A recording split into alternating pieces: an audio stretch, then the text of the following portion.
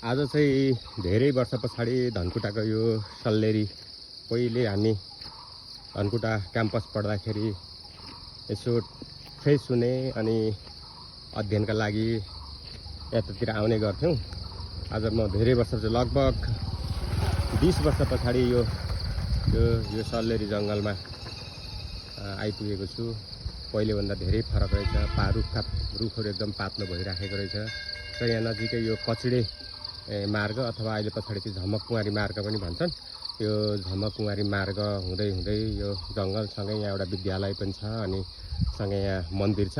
त्यहाँसम्म जाने सङ्कटा मन्दिर त्यो सङ्कटा मन्दिरसम्म जाने गरी हामी धनकुटासँगै रमेश भट्टजी र म आएको छौँ।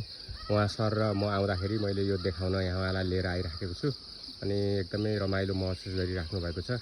मसँग चाहिँ हाम्रो रमेश भट्ट सर छ। कस्तो अनुभव भइरहेछ? साह्रै रमाइलो ठाउँ रहेछ। तपाईँको जो बाल्यकाल बितेको समय यसो हेर्दाखेरि पहिलाको तपाईँलाई चाहिँ ठ्याक्कै ताजा याद गराउँछ होला। ती कलेजका दिनहरूलाई चाहिँ सम्झिनुहुन्छ होला अनि कुराकानी गर्दै हामी अगाडि बढ्नेछौँ। पक्कै पनि यो चाहिँ एकदमै रमाइलो खालको चाहिँ वातावरण मिल्छ यसमा। र यसमा चाहिँ हामीले यो एकदमै यति मजाको जङ्गल छ। यो पहिलेभन्दा चाहिँ धेरै फरक भइसकेछ तर पनि अहिले पनि त्यो अवशेष चाहिँ बाँकी नै छ भनौँ।